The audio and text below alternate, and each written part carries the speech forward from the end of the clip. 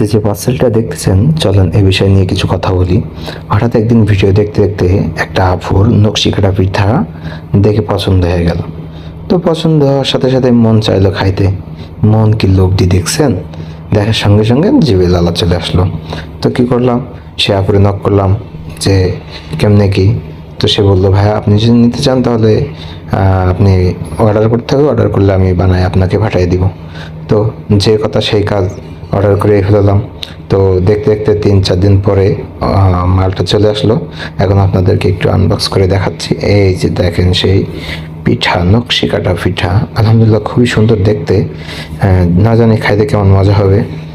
তো ভালো করে বের করতেছিলাম, এখানে পলিথিনটা ছিটতে চাইলাম, কিন্তু ডেলিভারি ম্যান বললো, ভাইয়া আপনি যদি সঠিক নেন তাহলে ছিটতে পারবেন, না হলে ছিটতে পারবেন না। তো দেখলাম যে আগে ভালো করে দেখে নিই। তো দেখে ভালো লাগলো। তার সম্পূর্ণটা বের করে দেখি যে ওপাশটি এক জায়গাতে ছেঁড়া রয়েছে, ফাটা রয়েছে। তো সেখান থেকে দেখলাম যে কোনো সমস্যা হয়েছে কিনা।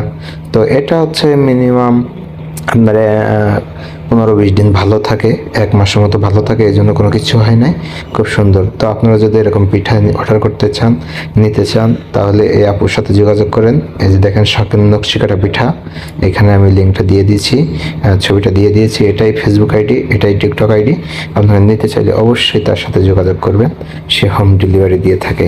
আর পিঠাটা খেতে কিন্তু আসলে অনেক মজা। বাট ভিডিওটা আমি আপনাদেরকে দিলাম না, যদি আপনাদেরকেও লোভ লাগে তখন আমার পেটে সমস্যা হবে, সেই জন্য। ধন্যবাদ।